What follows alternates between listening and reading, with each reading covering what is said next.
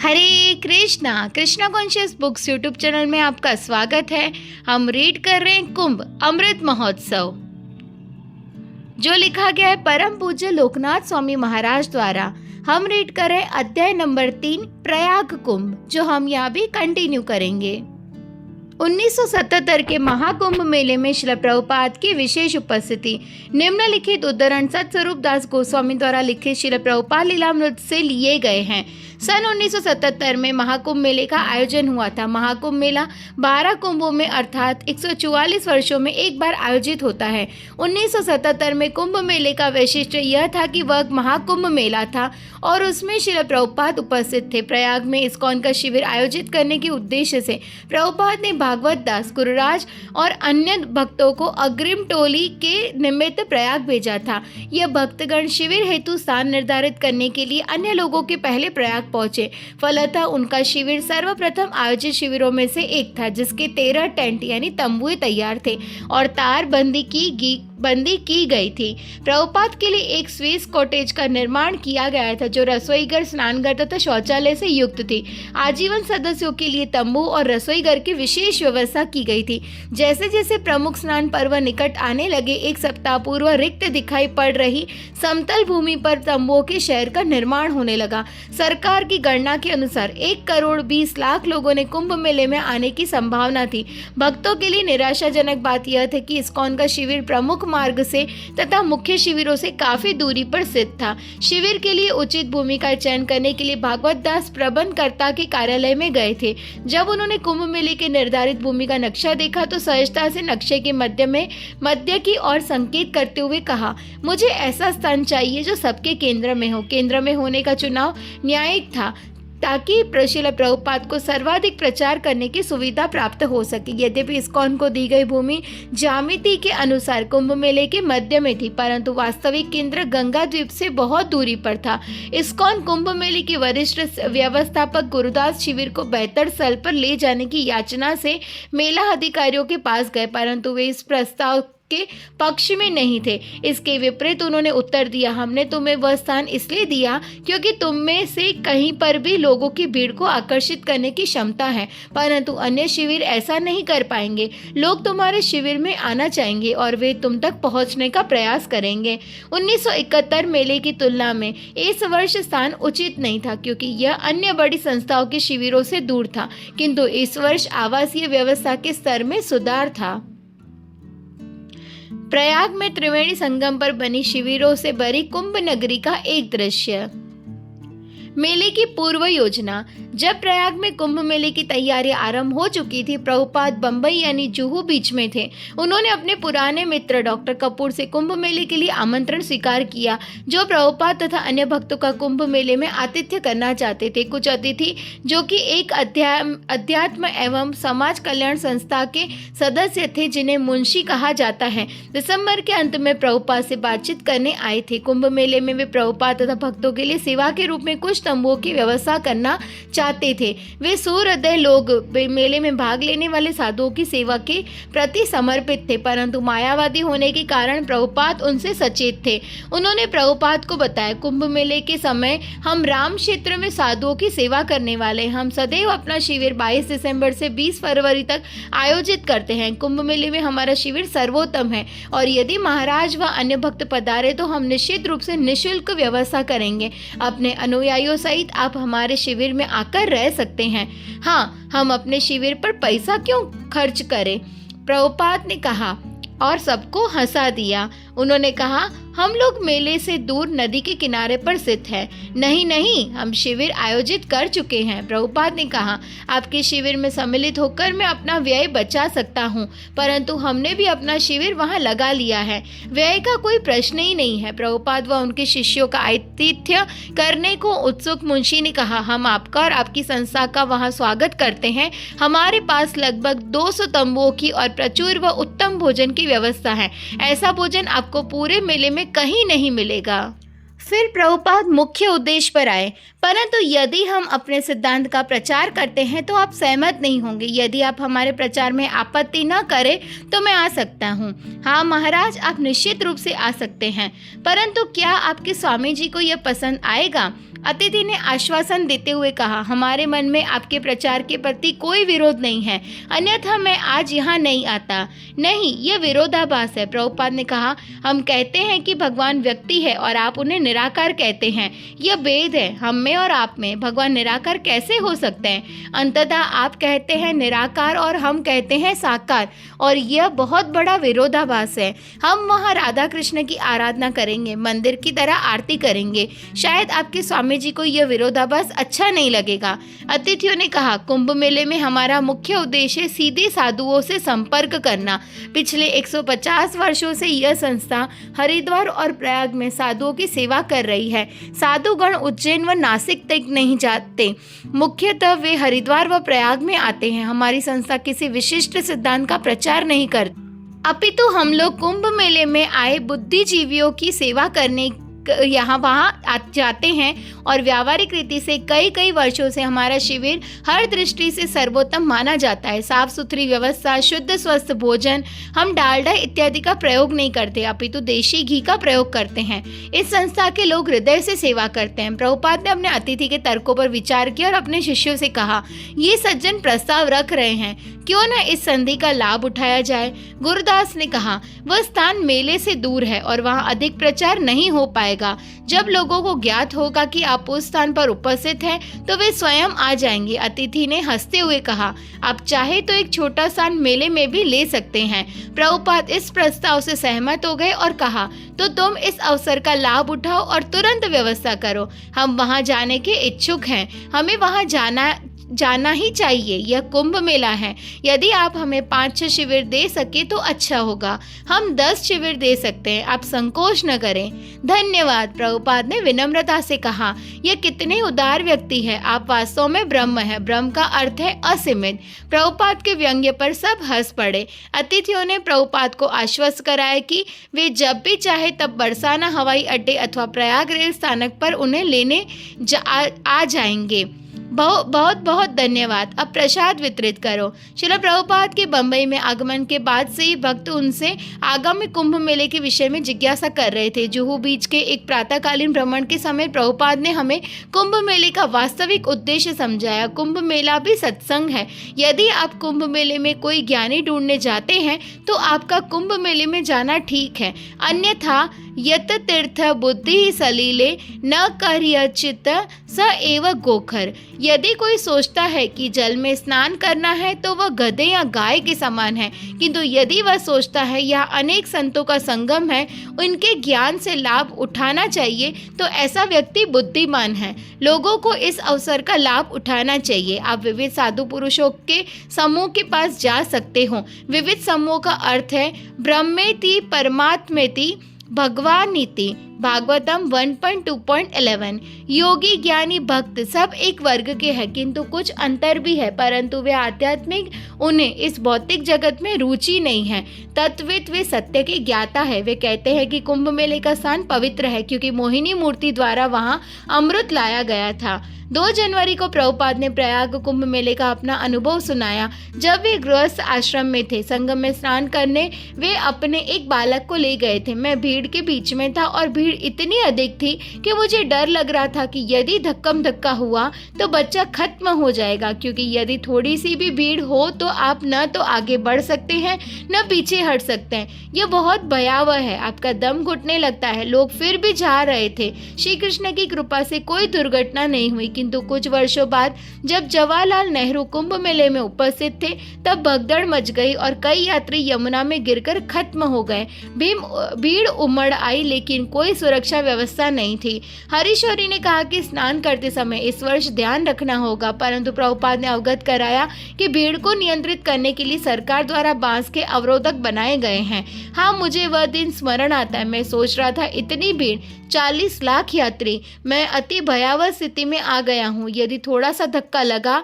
तो यह बच्चा खत्म हो जाएगा। हम लोग बहुत धीरे धीरे आगे बढ़ रहे थे और हम कुछ पता नहीं था यह शायद 1926 की बात है, लगभग 50 वर्ष पूर्व।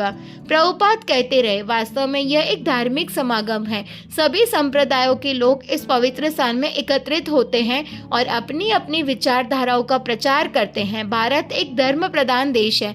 भारत के लोग जानते हैं कि आध्यात्मिक जीवन भौतिक जीवन से अधिक महत्वपूर्ण है। अब वे अधिक ध्यान भौतिक जीवन की ओर दे रहे हैं, अन्यथा संपूर्ण भारत में आध्यात्मिक जीवन का प्राधान्य है। वे भौतिक जीवन की परवाह नहीं करते। यह भौतिक जीवन शैली पाश्चात्य देशों से आई है। यह रेलगाड़ियां, इतने सारे पुल इत्यादि। गुरुदास का वृत्तांत। कुंभ मेला व्यवस्थापन समिति के सदस्य गुरुदास इस सप्ताह से अधिक समय से इलाहाबाद में थे। अधिक धन जुटाने वे मुंबई आ गए। शिविर हेतु आर्थिक व्यवस्था के लिए उन्हें प्राप्त हुए चेक को स्थानीय बैंक स्वीकार नहीं कर रहे थे। उन्होंने प्रभुपाद को कुंभ मेले की व्यवस्था का विवरण दिया। गुरुदास, रसोई घर बनाने के अतिरिक्त अन्य तैयारियों के लिए हमें कुछ धन की आवश्यकता थी, किंतु कुछ कठिनाइयां थी।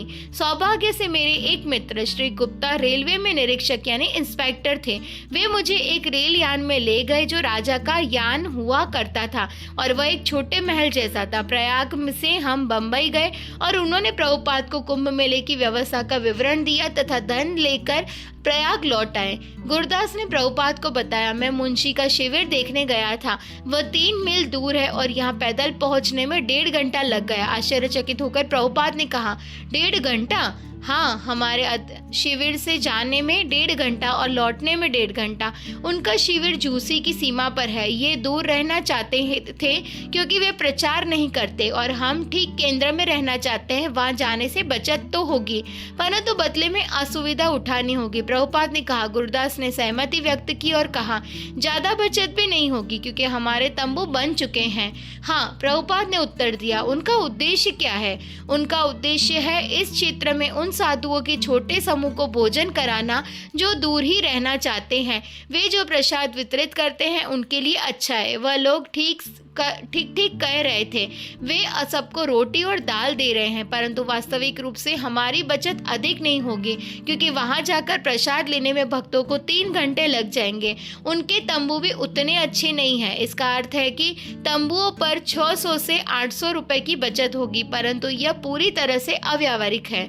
हाँ, और वे हर समय हमारा प्रचार पसंद नहीं करेंगे। मायावादी भाष्य सुनीले है सर्वनाश। प्रभुपाद ने कहा। यद्यपि प्रभुपाद ने पहले मुंशी का प्रस्ताव स्वीकार किया था, परंतु गुरुदास द्वारा वृत्तांत सुनने के बाद प्रभुपाद ने वह विचार त्याग दिया। गुरुदास को इस्कॉन की गतिविधियों तथा चित्र प्रदर्शनी, पुस्तक टेबल, आजीवन सदस्य टेबल, इस्कॉन के विश्वव्यापी गतिविधियों को उजागर करने वाला सांध्यकालीन सिनेमा शो से अवगत कराया। उसने बताया कि शिविर में प्रभुपाद के लिए एक छोटा कॉटेज खड़ा किया गया था, परंतु मैं उससे संतुष्ट नहीं था। उसने कहा, मैंने यह कॉटेज उखाड़ दिया और जब 1.5 दिन पूर्व मैं प्रयाग से लौट रहा था, मैंने भागवत दास तथा जगत गुरु महाराज से आपके लिए एक बड़ा फूस का घर खड़ा करने को कहा। फूस का घर अच्छा नहीं है? प्रभुपाद ने उसे बताया। नहीं तो आप क्या पसंद करेंगे? फूस का घर गर्माहट प्रदान करता है। प्रभुपाद मुस्कुराए और कहा, हम सब मौज करेंगे। हम किसी भी स्थान पर रुक जाएंगे और पिकनिक मनाएंगे। मुझे यह पसंद है। गुरुदास को आशा थी कि यद्यपि इस्कॉन का शिविर दूरी पर स्थित था, जैसे ही हरिनाम संकीर्तन आरंभ हो गया, लोग प्रभुपाद तथा भक्तों को देखने उमड़ पड़ेंगे। मेले में आयोजित अन्य कार्यक्रमों की सूची लेकर पुस्तक वितरण करने के लिए भक्त संकीर्तन दल को उन प्रमुख स्थानों पर ले गए जहाँ कार्यक्रम आयोजित थे। भक्तों ने कुंभ मेला अधिकारियों से निर्विरोध कीर्तन करने की अनुमति भी प्राप्त कर ली थी। गुरुदास ने प्रभुपाद को बताया, 5वें स्नान पर्व के दौरान हम लोग संगम पर कीर्तन पार्टी के साथ गए। यह अधिक बड़ा स्नान पर्व नहीं था, परंतु कई तीर्थयात्री आए हुए थे। पहले हमने कीर्तन किया और फिर सुबह 4 बजे स्नान करने गए। यह स्नान बहुत विश्रांतिदायक था। तैयार होकर जब हम पुनः प्रसन्नतापूर्वक कीर्तन करने लगे, तब कई घुड़सवार पुलिस वहां आए और हमारे ऊपर चिल्लाने लगे, यहाँ से बाहर निकलो। वे लोग वास्तव में आसुरी थे। एक भक्त ने कहा, हम यहाँ से क्यों जाएं? हम तो केवल भगवान के नामों का कीर्तन करने आए हैं। यह मेला है। यह सुनकर एक पुलिस ने अपने घोड़े की सहायता से हमें धकेला। इस घटना के बाद भागवत दास मेला अधिकारियों के पास गए और शिकायत की। फलतः उस पुलिस अधिकारी को निलंबित कर दिया गया और उसे जनता के समक्ष क्षमा याचना करनी पड़ी। इस प्रसंग के कारण हमें मेला अधिकारियों से एक पत्र प्राप्त हुआ था जिसमें लिखा था कि हम किसी भी स्थान पर कीर्तन कर सकते हैं और पुलिस का पूर्ण सहयोग रहेगा। फिर यह मंगलमय रहा। प्रभुपाद ने कहा, हम सभी अधिकारी हमें अच्छी तरह सहयोग दे रहे हैं। मेले में एक दिन कमलापति त्रिपाठी आए थे। हमसे मिलते ही उन्होंने कहा, हेलो, आप कैसे हैं? हम सब ठीक तो हैं? और हमने उत्तर दिया, हाँ सब ठीक है। यह बहुत अच्छा संवाद रहा। जब सभी उपस्थित मेला अधिकारियों ने देखा कि मंत्री से हमारी मित्रता है तो वे सभी मैत्रीपूर्ण व्यवहार करने लगे। 9 जनवरी को मुंबई में अतिथियों से बातचीत के बाद प्रभुपाद ने पुनः इस बात पर जोर दिया कि कुंभ मेले का वास्तविक लाभ है वहाँ एकत्रित हुए साधु संतों का संग प्राप्त करना। अतिथियों ने प्रभुपाद से पूछा, यदि हम लोग कुंभ मेले के समय वहाँ जाए तो क्या अच्छा होगा? क्या यह अच्छा नहीं है कि इतने सारे साधु संत वहाँ आएंगे? वहाँ का वातावरण बहुत अच्छा होगा। प्रभुपाद ने उत्तर दिया, परंतु वहाँ बहुत भीड़ होती है। हाँ, लेकिन साधारण लोगों की भीड़ नहीं बल्कि साधु पुरुषों की। उन्होंने अपने जीवन में भजन व साधना की है। हो सकता है कि उनमें से कोई ब्रह्मचारी, परमात्मावादी या भक्त हो, परंतु है सब दिव्य। वे भौतिकतावादी लोग नहीं हैं। वहाँ आपको ऐसे साधुओं का संग प्राप्त होगा। साधु संग आदो श्रद्धा ततः साधु संगः। चैतन्य चरितामृत 23.14 और 15। साधु संग आवश्यक है और यही हमारी सभ्यता है। साधु संग से अतिरिक्त इस पर्व में गंगा स्नान का भी क्या कोई महत्व है? हाँ है। प्रभुपाद ने उत्तर दिया, कम से कम आपकी श्रद्धा बढ़ती है। श्रद्धा पूर्वक आप गंगा में डुबकी लगाते हैं। श्रद्धा से उपचार होता है और गंगा स्वयं पवित्र बनाती है। क्या इस कालावधि का कोई महात्म्य है? हाँ, महात्मा यह है कि हमें साधु संग प्राप्त होता है और स्नान करके हम पवित्र बन जाते हैं। प्रभुपाद पुनः उसी बात को समझाने लगे। हम लोगों का वैदिक सिद्धांत है कि जो भी वेदों में निर्दिष्ट है उसे बिना तर्क किए स्वीकार करना चाहिए। इसे वैदिक आज्ञा कहते हैं। सामान्यतः हम यह उदाहरण देते हैं कि शंख एक पशु की अस्थि है। वैदिक नियम अनुसार यदि आप किसी मृत पशु की अस्थि का स्पर्श करते हैं तो आपको तुरंत स्नान करना होता है, परंतु शंख अस्थि होते हुए भी पवित्र है। आप तर्क नहीं कर सकते, यह पशु की अस्थि है। एक स्थान पर यह आप कह सकते हैं कि यह अपवित्र है और उसे स्पर्श करने से आपको स्नान करना होगा और इसी शंख का आप विग्रह आराधना में उपयोग करते हैं। यह विरोधाभास है, परंतु क्योंकि वह वेदों में निर्दिष्ट है आपको इसे स्वीकार करना होगा। यह वैदिक सिद्धांत है। आप तर्क नहीं कर सकते क्योंकि तर्क करने का कोई प्रश्न ही नहीं उठता। वैसे ही जैसे गोबर पशु का मल है, यदि हम अपने मल का भी स्पर्श करते हैं तो हमें स्नान करना पड़ता है, परंतु गाय का गोबर शुद्ध माना गया है। किसी भी अपवित्र स्थान को आप गोबर से लीप दीजिए, वह पवित्र हो जाएगा। अब आप तर्क करोगे कि यह तो पशु मल है, यह पवित्र कैसे हो सकता है? तो वैदिक ज्ञान का अर्थ है आप तर्क न करो अपितु उसे यथारूप स्वीकार करो। अचिंत्यः खलु ये भाव न तांसकेण योजयते। ऐसे कोई विषय है जो हमारे बोध से परे हैं, इसलिए हमें वैदिक नियम स्वीकार करने होंगे। फिर आप ठीक है, यदि वैदिक नियम कहता है इस समय पर आप गंगा स्नान कीजिए, आप पवित्र हो जाएंगे, तो आपको स्नान करना चाहिए। तर्क का प्रश्न ही नहीं उठता। ये श्रद्धा होनी चाहिए। वेद प्रणिहितो धर्मो धर्म तु साक्षात भगवत प्रणयति। रेल यात्रा। श्रील प्रभुपाद शिष्यों के साथ प्रयाग की यात्रा करना चाहते थे, किंतु जब एक भक्त टिकट खरीदने गया तो उसने पाया कि प्रयाग के लिए सभी सीटें पहले ही भर चुकी थी। कुंभ मेले के इतने निकट समय पर आरक्षण मिलने की कोई संभावना नहीं थी, किंतु श्रील प्रभुपाद के बम्बई के एक मित्र श्री गुप्ता जी सेंट्रल रेलवे में उच्च अधिकारी थे और प्रभुपाद की प्रार्थना पर उन्होंने प्रयाग जाने वाली एक गाड़ी में एक विशेष निजी डिब्बा केवल प्रभुपाद और उनके शिष्यों के उपयोग के लिए जुड़वाने की व्यवस्था कर दी। जनवरी 11 की प्रातः को प्रभुपाद बम्बई से प्रयाग की 24 घंटे से अधिक की ट्रेन यात्रा कर चल पड़े। उनके प्रथम श्रेणी के डब्बे में उनके साथ रामेश्वर स्वामी, जगदीश और हरीशौरी थे और ट्रेन के स्टेशन से प्रस्थान करने के साथ ही प्रभुपाद का धर्मोपदेश आरंभ हो गया। रामेश्वर ने प्रभुपाद से इस्कॉन के भविष्य के बारे में पूछा। हमें मन में सोचते रहना है कि एक दिन कृष्ण भावनामृत आंदोलन को संसार के सभी नगरों और राष्ट्रों की व्यवस्था देखनी होगी। हाँ बिल्कुल, परंतु इतने बड़े क्षेत्र की व्यवस्था के लिए कई विभिन्न विभाग हैं। ऐसे व्यवस्थापन के लिए बहुत प्रयास की आवश्यकता होगी। नहीं, प्रभुपाद ने कहा, कृष्ण भावना भावित बनने से यह सारे अनर्थक विभाग कम हो जाएंगे। अवैध यौन व मांस भक्षण जैसे पापपूर्ण विभागों के बंद होने से सब कुछ सरल हो जाएगा। यदि लोग स्थानीय हो जाए तो यह देशांतरगमन कम हो जाएगा। यदि लोग स्थानीय हो तो उन्हें अपनी जीविका स्थानीय स्तर पर प्राप्त हो सकती है और अन्य व्यवस्थाओं की आवश्यकता नहीं है। परंतु अमेरिकी लोग इसे पिछड़ा हुआ मानते हैं। उन्हें शिक्षित करना होगा कि यह पिछड़ा हुआ जीवन ही वास्तविक जीवन है। परंतु प्रभुपाद वे सोचते हैं कि विश्व भर में भ्रमण कर उन्होंने उच्च स्तर की स्वतंत्रता प्राप्त कर ली है। कहाँ है स्वतंत्रता? यदि अपनी जीविका के लिए तुम्हें 100 मील तक जाना पड़ता है तो कहाँ है तुम्हारी स्वतंत्रता? तुम मोहित क्यों हो?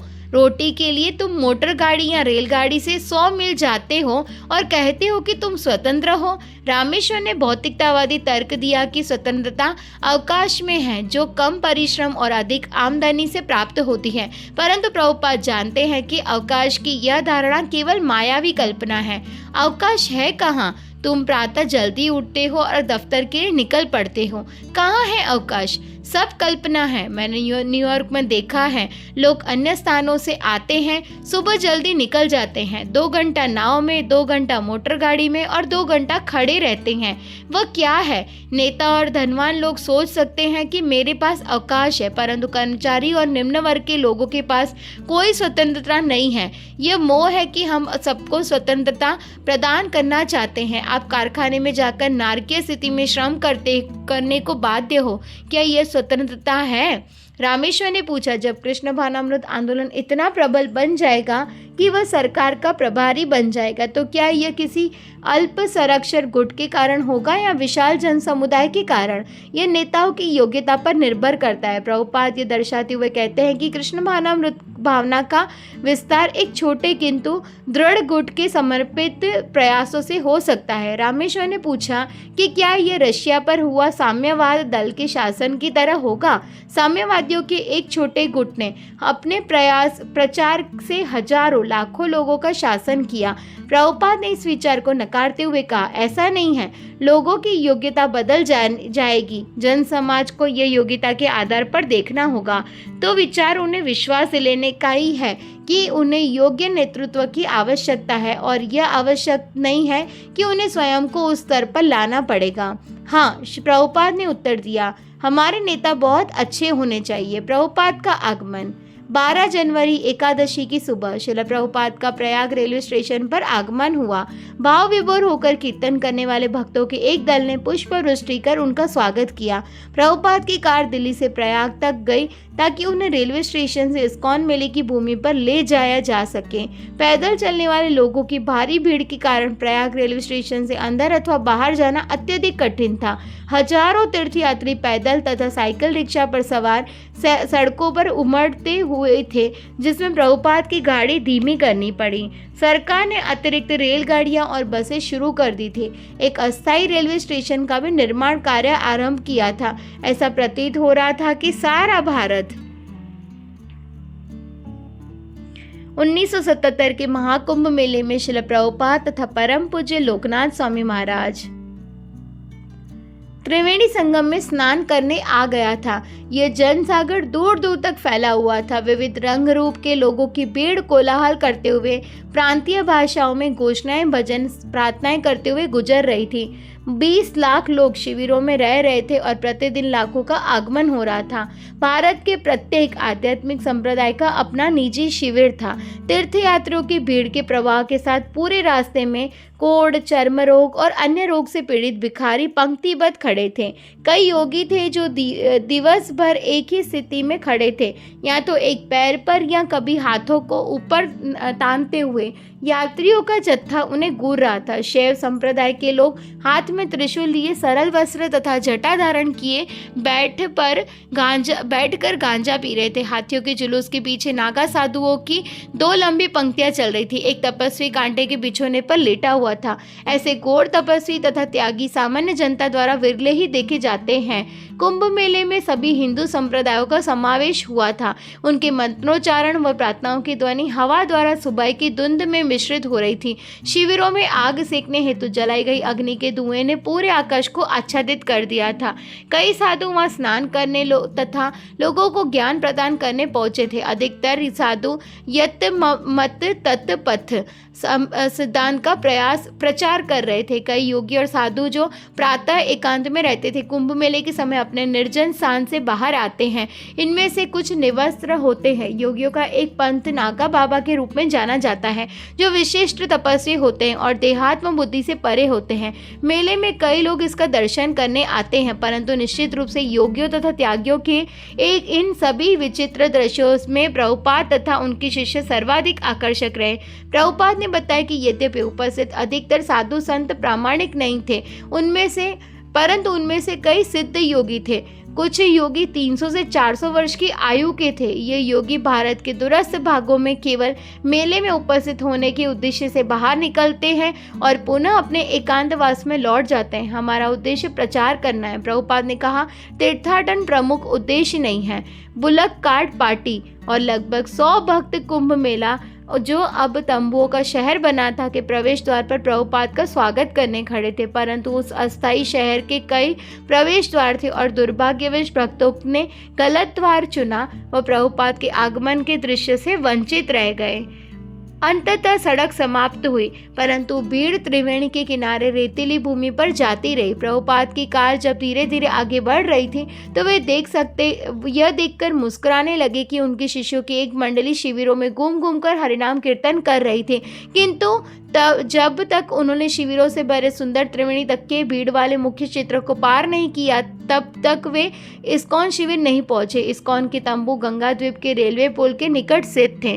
भागवत दास, गर्ग मुनि ने मुझे प्रयाग जाकर स्थान निर्धारित करने को कहा था। हुआ यह कि आयोजक मुझे महर्षि के निकट स्थान दे रहे थे।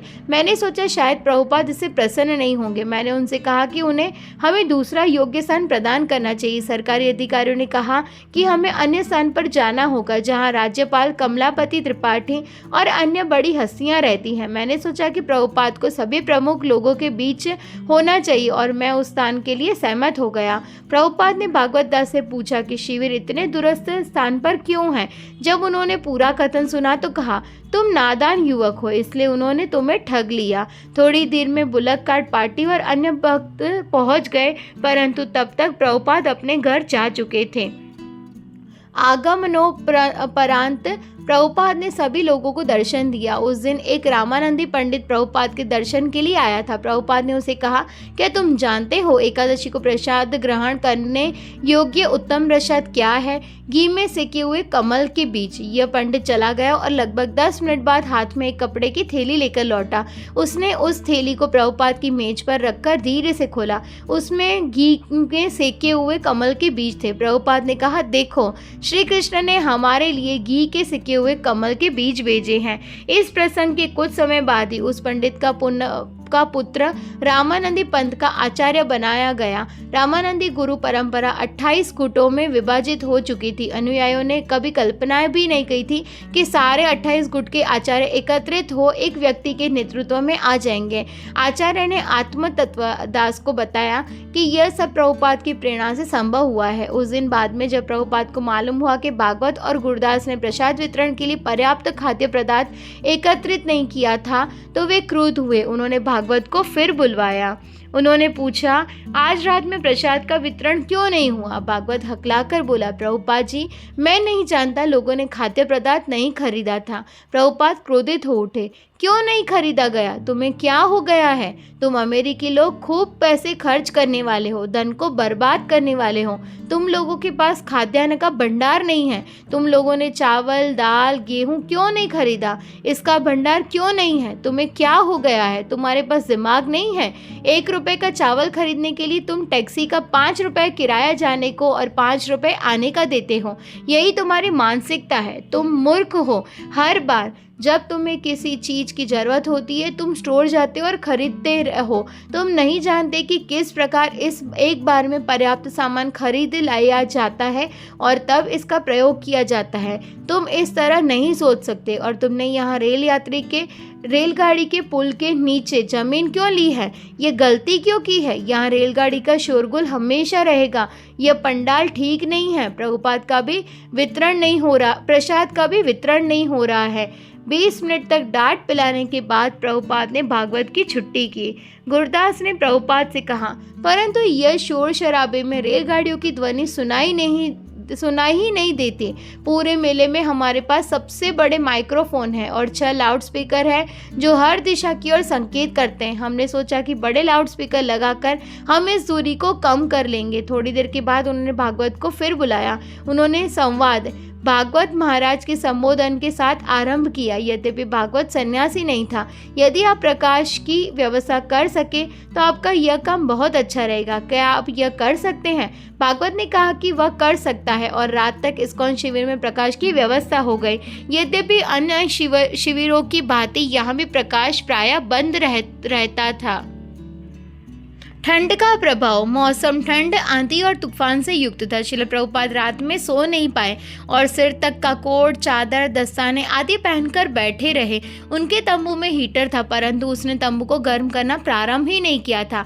रामेश्वर स्वामी भी अधिकतर जागते रहे। रात में तंबू को झकोर कर बहने वाली हवा से प्रायः हीटर चलाने वाला प्रकाश बुझ जाता था और उसे बार बार जलाते रहते थे। सवेरा होने तक प्रभुपाद को भयंकर जुकाम हो गया। उनकी नाक बहने लगी और आंखों से पानी आने लगा। वे स्नान के लिए संगम नहीं गए किंतु उन्होंने अपने तंबू के बगल के नल के ठंडे जल का प्रयोग किया। उनके हाथ पैर सूज गए जैसा कि उनके पहले की बीमारियों में हो चुका था। जब भक्तों ने सुझाया कि प्रभुपाद शिविर में न रहे तो प्रभुपाद अपनी जिद पर अड़ गए। वे धर्मोपदेश करना चाहते थे। लोगों को उनके शिविरों के बारे में जानकारी होने लगी थी और लोग आने लगे थे। इसके लिए वे वहाँ रुक कर धर्मोपदेश करना चाहते थे। उन्होंने कहा कि कुंभ मेला भक्तों के लिए धर्मोपदेश करने का अवसर है, न कि केवल गंगा में स्नान करना। भक्तगण प्रभुपाद के कमरे में गुरु पूजा और श्रीमद् भागवत की कक्षा के लिए इकट्ठे हो गए। उनके पास प्रभुपाद को पहनाने के लिए कोई मालाएं नहीं थी परंतु प्रभुपाद ने इस विषय में कुछ नहीं कहा जब तक वे अपना छोटा व्याख्यान समाप्त करें। सूर्य निकल आया था। उन्होंने हरीशौरी से खाट बाहर बिछाने को कहा जहां उन्होंने विश्राम किया और बाद में धूप में मालिश कराई। मालिश कराते हुए प्रभुपाद ने रेलवे पुल की ओर देखा और कहा कि उन्हें अपने प्रयाग में पहले के दिनों में 1923 से 1936 तक यह पुल याद था। वे 1925 के तथा अन्य कुंभ मेले में उपस्थित हुए थे। अगले दिन वे गौड़िया मठ के साथ अपने आध्यात्मिक गुरु के प्रचार मिशन की जिम्मेदारी उठाने को प्रयासों का स्मरण करने लगे। निश्चित रूप में मैंने आरंभ में प्रयास नहीं किया। मैंने अपनी गतिविधियां 70 वर्ष की आयु में प्रारंभ की। वे गौड़िया मठ के सदस्य सोचते थे एक व्यक्ति गृहस्थ है, यह क्या कर पाएगा।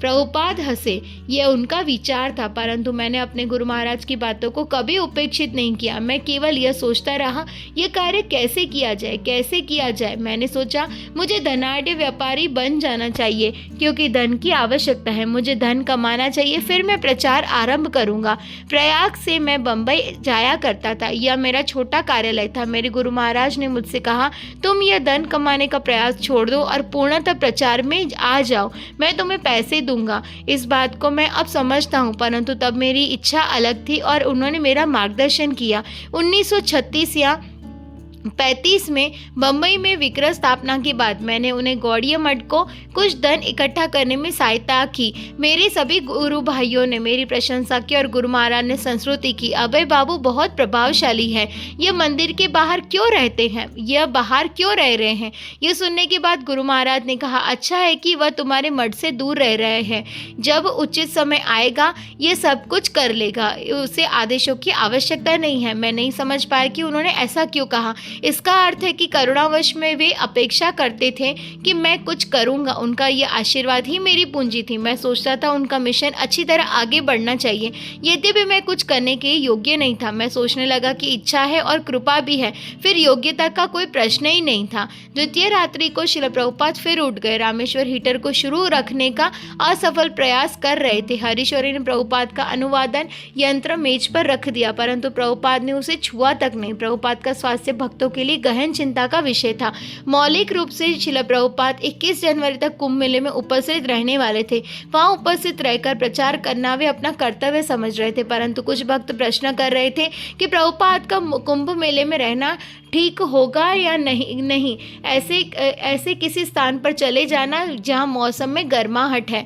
प्रभुपाद कुंभ मेले की अवधि में बहुत बीमार तथा दुबले हो गए थे, क्योंकि उनका शरीर कमजोर हो चुका था। वे स्वयं चलते फिरने में असमर्थ थे। भक्तों ने उन्हें भ्रमण कराने के लिए एक कुर्सी तैयार की, परंतु प्रभुपाद के लिए उपयोग करने के पूर्व वे उस कुर्सी का परीक्षण करना चाहते थे कि वह आरामदायक है या नहीं। वे लोग एक भक्त ढूंढ रहे थे जो परीक्षण के लिए उस कुर्सी पर बैठ सके। अंततः उन्हें एक बीमार और दुबला भारतीय भक्त कृष्ण नाम दास मिल गया। उन्होंने उसे उठाया और कुर्सी पर बैठा दिया। कृष्ण नाम उत्तेजित हो उठा और हिंदी में चिल्लाने लगा, यह क्या कर रहे हो, यह प्रभुपाद की कुर्सी है, मैं इस पर कैसे बैठ सकता हूँ। परंतु अन्य भक्तों को हिंदी नहीं समझ आ रही थी और उन्होंने उसे हठपूर्वक बैठाए रखा। कुछ देर में वहां भक्ति चारू प्रभु आए और कृष्णदास को समझाने लगे कि वे लोग केवल निरीक्षण कर रहे हैं। वे कृष्ण नाम को प्रभुपाद के घर से मंच तक और पुनः मंच से घर तक 5-6 बार ले गए, जब तक उन्होंने निर्णय नहीं लिया कि वह कुर्सी ठीक कार्य कर रही है। अंत में उन्होंने कृष्ण नाम को मंच पर उतार दिया। फिर वे उसे प्रभुपाद के व्यास आसन पर बैठाना चाहते थे। पुनः कृष्ण नाम अप्रसन्न हो गया। वह प्रभुपाद के व्यास आसन पर बैठना नहीं चाहता था, परंतु कुछ समझाने के बाद गुरु के आराम के लिए वह सहमत हो गया। ध्रुवनाथ दास कुंभ मेले में अपने 8mm कैमरे से फोटो ले रहे थे। वे भी अपना एक अनुभव स्मरण करते हैं। तब वे श्रील प्रभुपाद की फिल्म लेना चाहते थे। मैं यह देखने के लिए प्रेरित हुआ कि प्रभुपाद क्या कर रहे हैं। मैंने प्रभुपाद से घर में चढ़कर झांकने के लिए कुर्सी ढूंढ ली।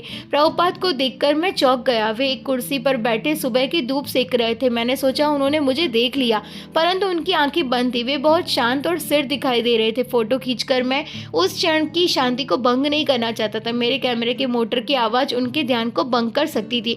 मैं सोचने लगा कि वे कृष्ण का ध्यान कर रहे हैं और मैं उस ध्यान का भंग कर दूंगा तो मेरा सर्वनाश हो जाएगा। श्रद्धा युक्त भय से मैं यहाँ कुछ क्षण खड़ा देख उन्हें देखता रहा और कृतज्ञ बना सोचता रहा कि उन्होंने हमारे लिए क्या नहीं किया।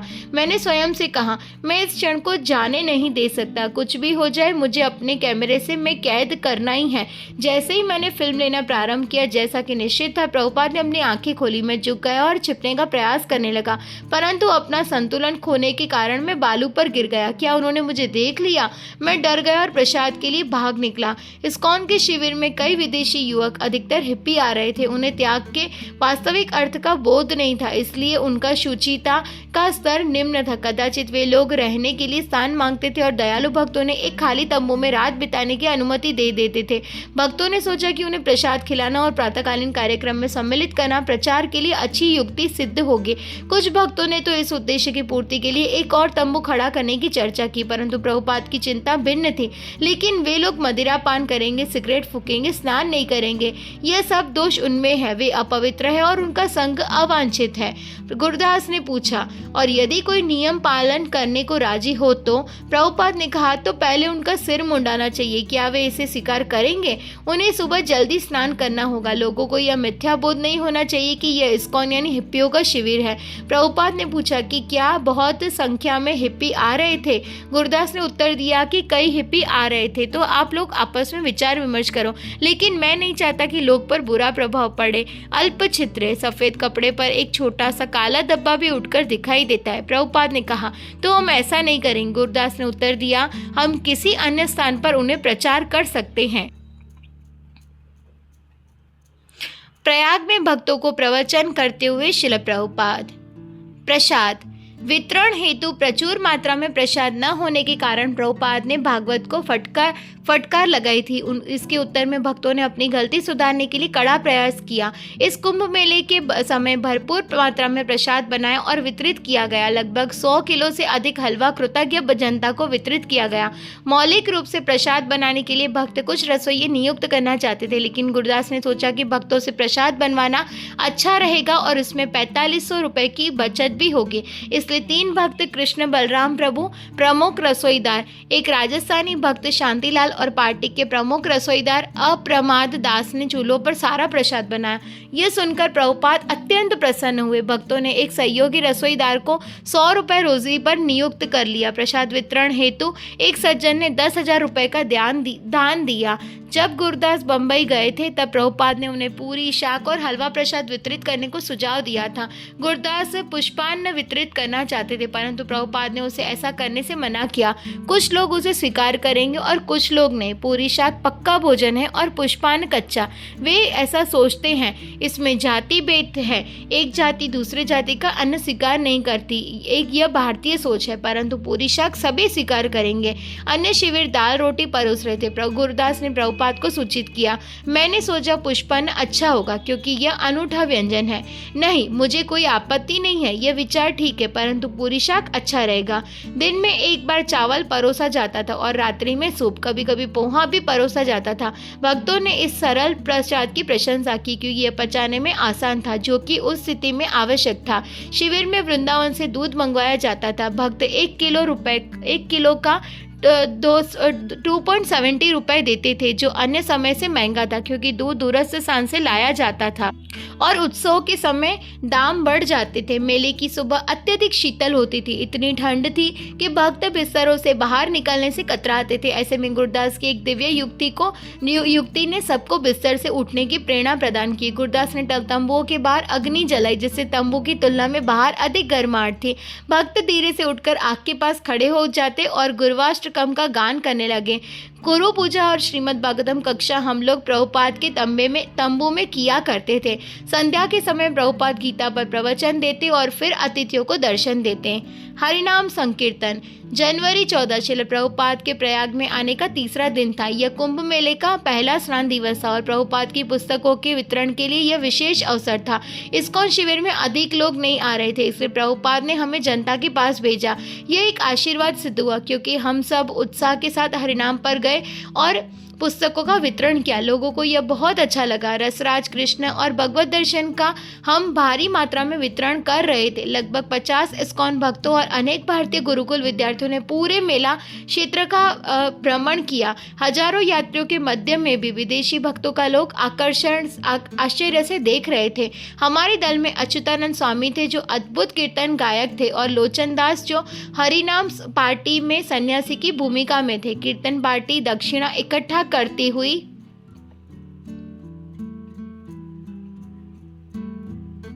रामानंदी पंडित ने प्रभुपाद के दर्शन के समय उनके पाद प्रक्षालन किए और पुस्तक वितरण करती हुई तीर्थयात्रियों के बीच में गुजरी। जब लोग उन्हें प्रणाम करते थे तो सन्यासी अपना त्रिदंड उनके मस्तक को स्पर्श करते। वे लोगों के सामने एक लोटा हिलाते और दक्षिणा देने को संकेत करते। जो भी व्यक्ति 50 पैसे से अधिक लक्ष्मी लोटे में डालता उसे तुरंत एक पुस्तक दी जाती। यह बहुत अद्भुत दृश्य था। भक्तों को लाखों यात्रियों की धर्म भावना से विस्मय हुआ। कीर्तन दल को निकट आता देख अनेक लोगों ने उसे साष्टांग प्रणाम किया। अन्य जमीन पर लौट गए या जमीन के उस स्थान से धूल उठाकर अपने मुख में डाल ली और जहां भक्तों के चरण पड़ते थे। और यद्यपि यात्रियों में से बहुत से यात्री गरीब थे, किंतु आगे बढ़कर उन्होंने उस पात्र में कम से कम कुछ पैसे डाल दिए जो एक भक्त लिए हुए चल रहा था। जो कोई 1 रुपया देता था उसे एक पुस्तक मिलती थी और वह पुस्तक इतनी सर्वप्रिय हो गई कि लोग उसका नाम ले लेकर मांगने लगे। कुछ लोग पैसे उछाल रहे थे और सन्यासी आंचल की तरफ फैलाए अपने शिरोवस्त्रों में उसे समेट रहे थे। प्रभुपाद बहुत अस्वस्थ थे, अतः उन्होंने अपने शिष्यों से कहा, 1 बाल्टी में जल ले आओ और मैं जब तैयार हो जाऊं तब स्नान कर लूँगा। जल सही समय पर भरना और मैं अपने समय से स्नान कर लूँगा। भक्त त्रिवेणी से संगम से कुछ बाल्टी जल ले आए। प्रभुपाद बहुत बीमार थे, इसलिए उन्होंने केवल कुछ लोटे पानी से स्नान कर लिया। इस्कॉन के पड़ोस में एक शिविर था जिसमें एक मनोकल्पित मंत्र का रात्रि भर उच्चारण किया जा रहा था। जय निताई गौर राधे श्याम, राम गरीब राम गबीर जय गबीर। प्रभुपाद को ये अच्छा नहीं लगा। अगले दिन उन्होंने शिकायत की, ये क्या है? इसकी जय उसकी जय, कौन है गबीर? कोई नहीं। यही वह समय है जब उन्होंने पंचतत्व में भज शब्द का प्रयोग बंद कर जय शब्द का प्रयोग शुरू किया। जय कृष्ण चैतन्य प्रभु नित्यानंद श्री अद्वैत गदाधर श्रीवासादि गौर भक्तवृंद। पहले प्रभुपाद ने पंचतत्व मंत्र में और हरे कृष्ण हैपनिंग एल्बम में बज शब्द का प्रयोग किया था, परंतु अब बज का उच्चारण नहीं किया जा रहा था। यह बहुत महत्वपूर्ण परिवर्तन था। मैं उनके ठीक सामने बैठा था और जब उन्होंने कीर्तन समाप्त कर घोषणा की, गौर गोविंद महाराज भुवनेश्वर से कुंभ मेले में श्री प्रभुपाद को मंदिर स्थापना हेतु निमंत्रित करने आए थे।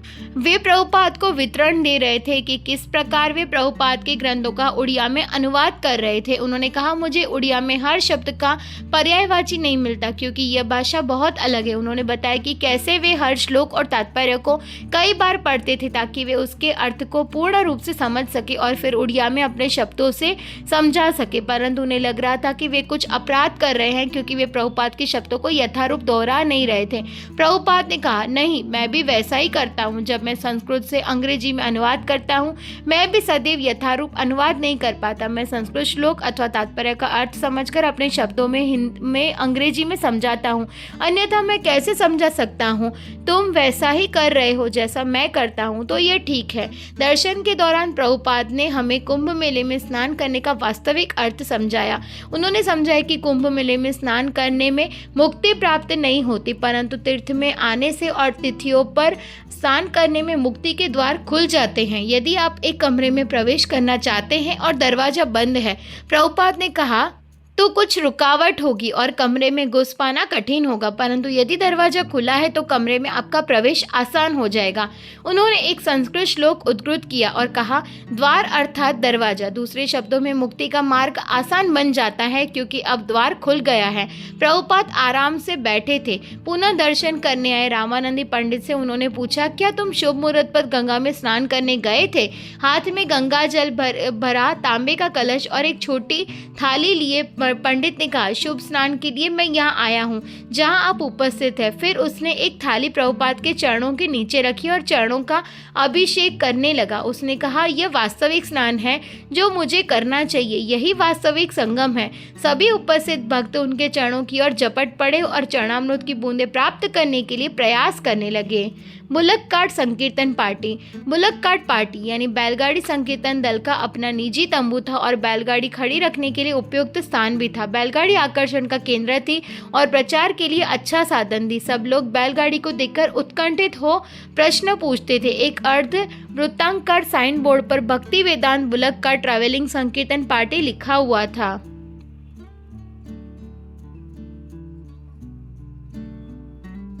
श्रील प्रभुपाद का बुलक कार्ट संकीर्तन पदयात्रा की सराहना करना। जब प्रभुपाद हमारे शिविर में बैलगाड़ी का निरीक्षण करने आए तब बैलगाड़ी के समक्ष खड़े हो उस साइन बोर्ड की ओर देखने लगे। उस बोर्ड को ध्यान से देखते हुए उन्होंने अपना सिर अपने बाएं कंधे पर टिका दिया और उसे गोलाई में घुमाते हुए साइन बोर्ड पर लिखे गए शब्दों को ऊंचे स्वर में पढ़ा, भक्ति वेदांत बुलक कार्ट संकीर्तन। जब उन्होंने आखिरी शब्द पढ़ा, उनका सर उनके दाएं कंधे पर टिका हुआ था। उन्होंने जय कहा।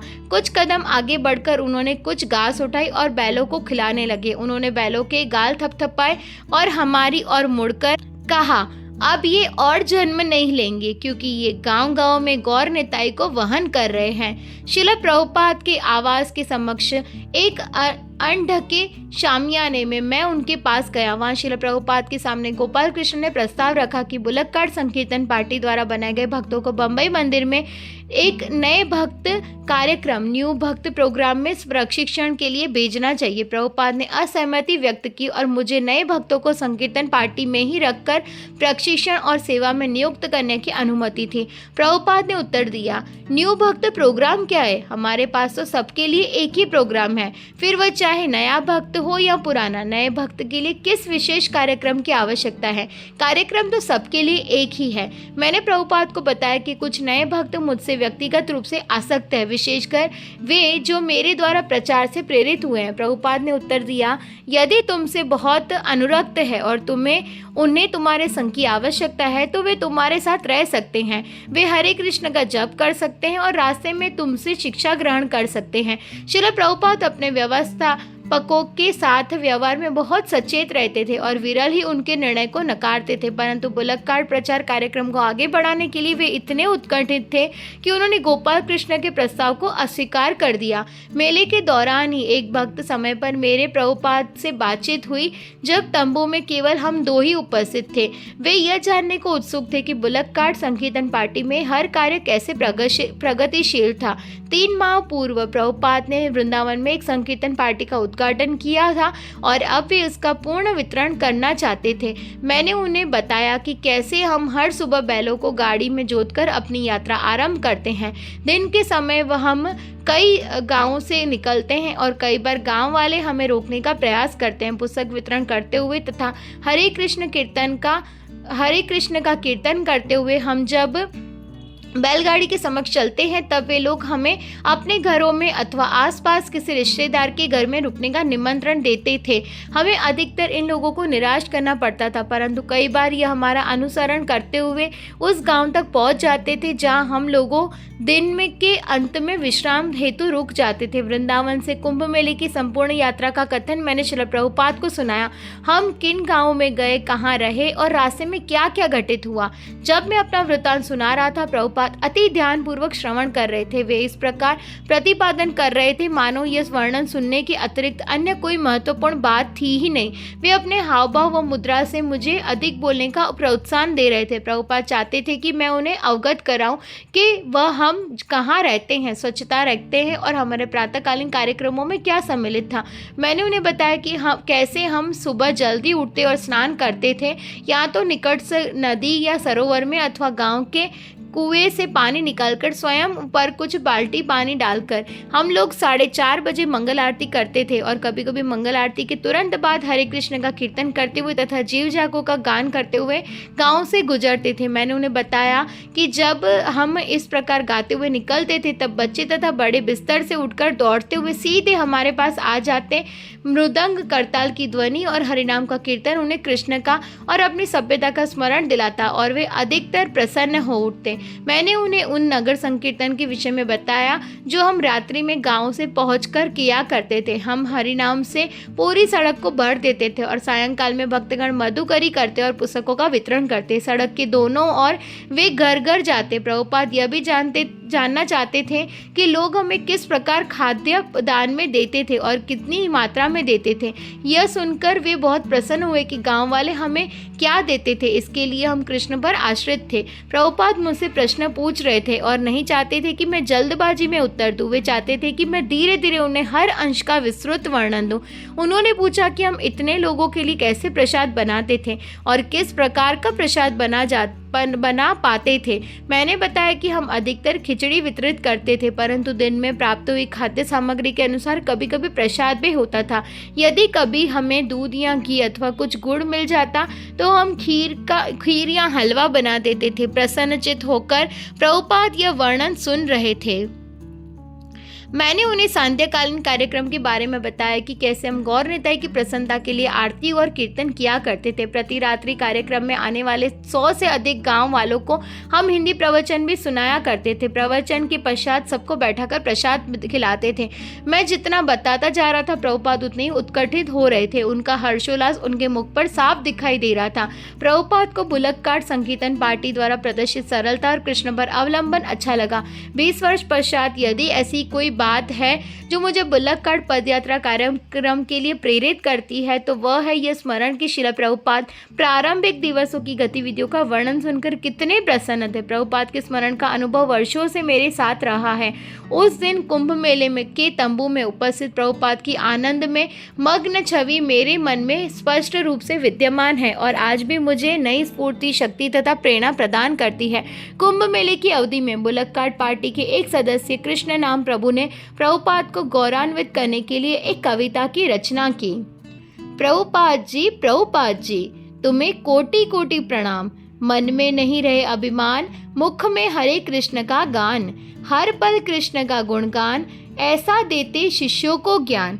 ऐसे श्रील प्रभुपाद को मेरा कोटि कोटि प्रणाम। कृष्ण नाम दास। मेरे पास कविता लिखने के लिए कोई कागज नहीं था। मैंने एक रद्दी कागज के टुकड़े पर वहाँ बैठे बैठे कविता लिखी और प्रभुपाद को सुना दी। वे सुनकर बहुत प्रसन्न हुए, परंतु उसी समय उन्होंने कहा, यदि तुम इसे अच्छा बनाना चाहते हो तो एक अच्छा कागज लो और इसे अच्छे से लिखो। उन्होंने मुझसे केवल ऐसा कहा, परंतु वे इस रचना से प्रसन्न थे।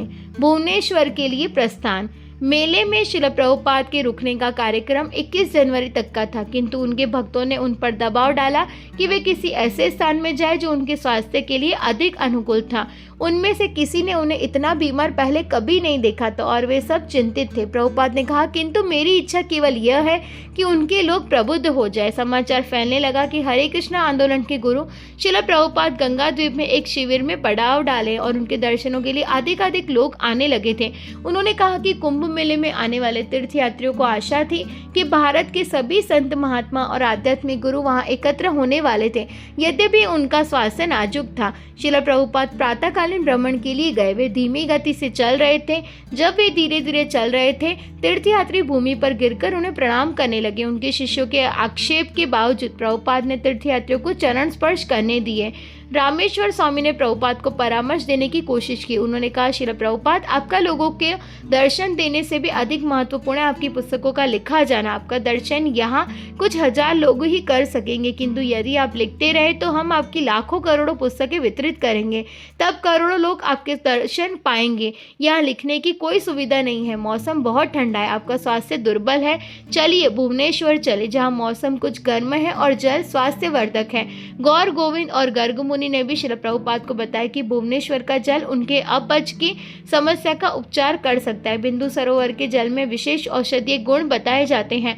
भुवनेश्वर जाने का मुख्य उद्देश्य यह था कि प्रभुपाद वहां नया मंदिर स्थापित करना चाहते थे। उन्हें यह तर्क पसंद आया कि उनका लिखना अधिक महत्वपूर्ण था, अपेक्षा उसके कि वे इलाहाबाद में रहकर कुछ हजार लोगों को अपने दर्शनों से लाभान्वित करें। उनके व्यक्तिगत सहायक भक्तों को प्रभुपाद का इस कठिनाइयों का सहन करना बहुत दुखदायी लगा, जबकि उनका स्वास्थ्य इतना खराब था।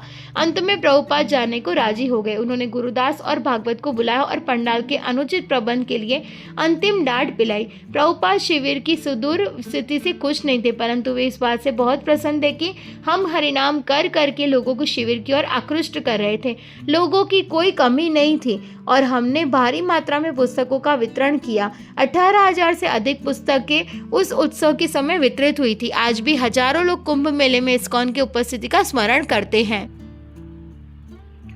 15 जनवरी के अभियान में उन्होंने कलकत्ता से भुवनेश्वर प्रस्थान की तैयारी कर ली। तदुपरांत भुवनेश्वर से उनका मायापुर जाने का विचार था। रामेश्वर स्वामी और गुरुदास रेलवे का टिकट खरीदने स्टेशन गए, किंतु उन्होंने पाया कि कई सप्ताह तक टिकट उपलब्ध नहीं था। विशेष रियायत के प्रयास में वे स्थानीय रेलवे कार्यालय गए, जो एक पुनर्निर्मित सुसज्जित रेलवे के डिब्बे में स्थित था। वहां संयोग से उनके बम्बई के मित्र मिस्टर गुप्ता मिल गए और उन लोगों ने उन्हें प्रभुपाद की बीमारी और तुरंत कलकत्ता के लिए प्रस्थान करने की उनकी इच्छा के बारे में बताया।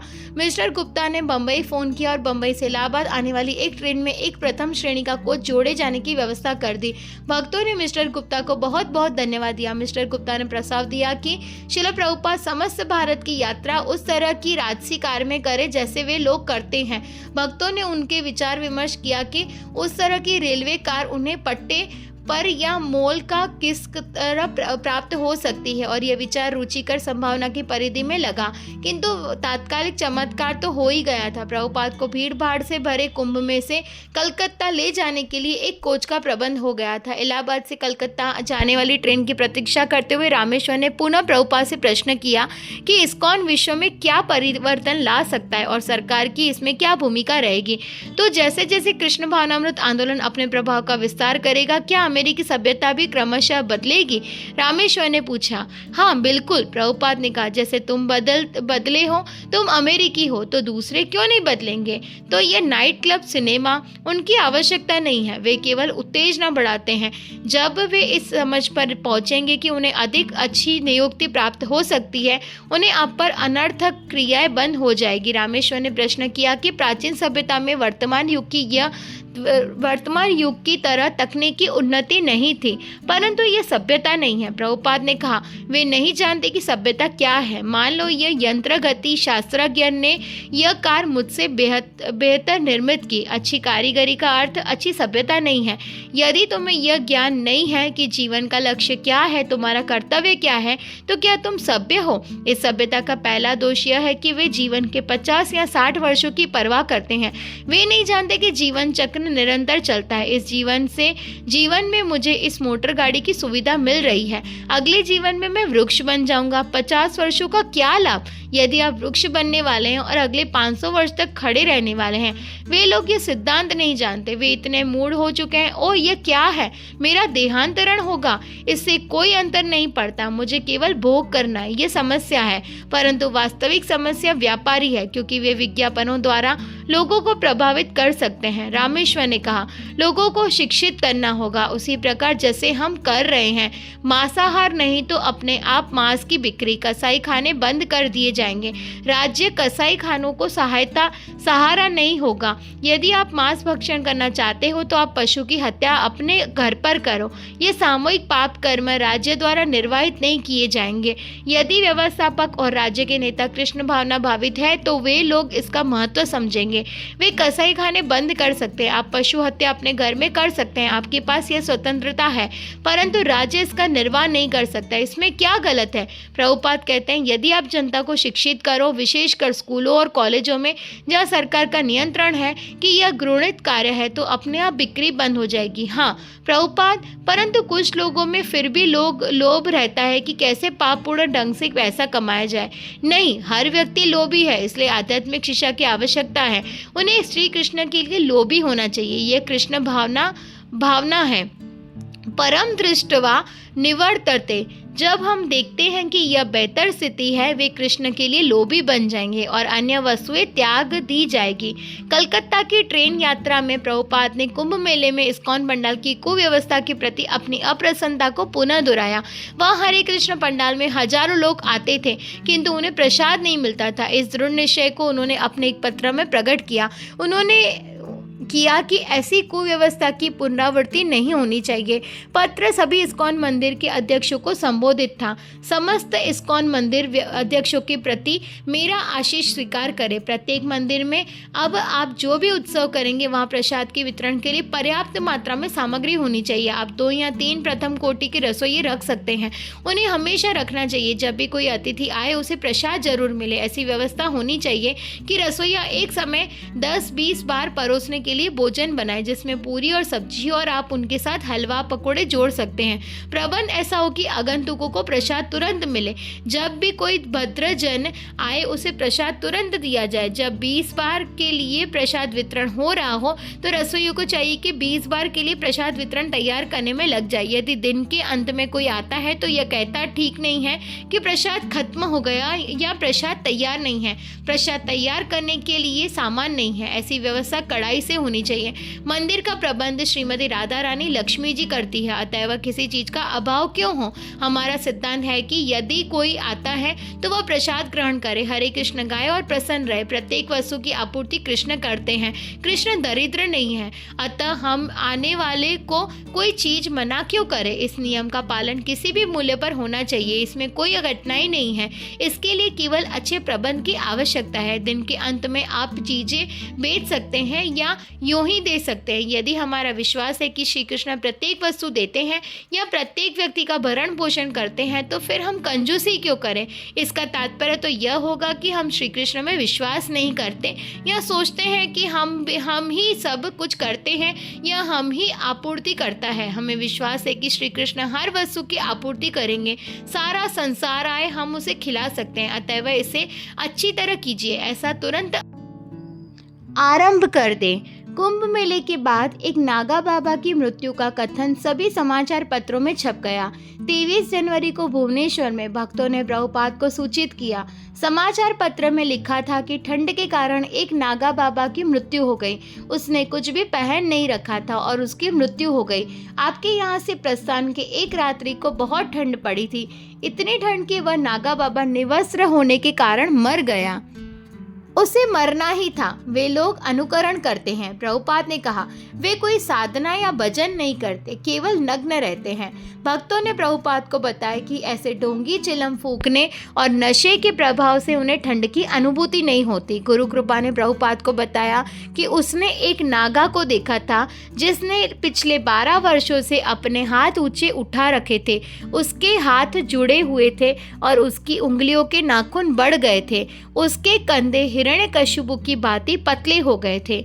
हमने रामानुज के शिविर में एक व्यक्ति देखा था। हरी शौरी ने कहा, वह 18 वर्षों से बैठा नहीं था। वह जहाँ भी जाता अपने साथ एक छोटा झूला ले जाता, उसे एक पेड़ से टांग देता और उसका सहारा ले लेता। उसके पैरों पर सर्वत्र पट्टियां बंधी हुई थी। भागवत ने कहा कि ऐसे प्रयोग वेदों में कहीं भी वर्णित नहीं है, परंतु प्रभुपाद ने उसे सुधारते हुए कहा, नहीं, हिरण्यकशिपु ने ऐसा किया था, परंतु उसे क्या प्राप्त हुआ? वह राक्षस बन गया और मारा गया। तत्पश्चात इस्कॉन के वार्षिक गौर पूर्णिमा उत्सव में उपस्थित होने के लिए प्रभुपाद ने भुवनेश्वर से मायापुर के लिए प्रस्थान किया। हरे कृष्ण कृष्ण कृष्ण हरे हरे, हरे राम राम राम हरे हरे।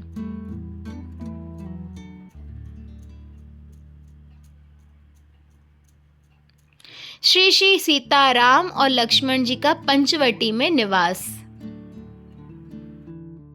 हरे कृष्णा। तो अध्याय नंबर 3 यहाँ समाप्त होता है। नेक्स्ट पार्ट में हम स्टार्ट करेंगे अध्याय नंबर 4। वांछा कल्पतरुभ्यश्च कृपा सिंधुभ्य एव च पतितानां पावनेभ्यो वैष्णवेभ्यो नमो नमः। परम पूज्य लोकनाथ स्वामी महाराज की जय। श्रील प्रभुपाद की जय।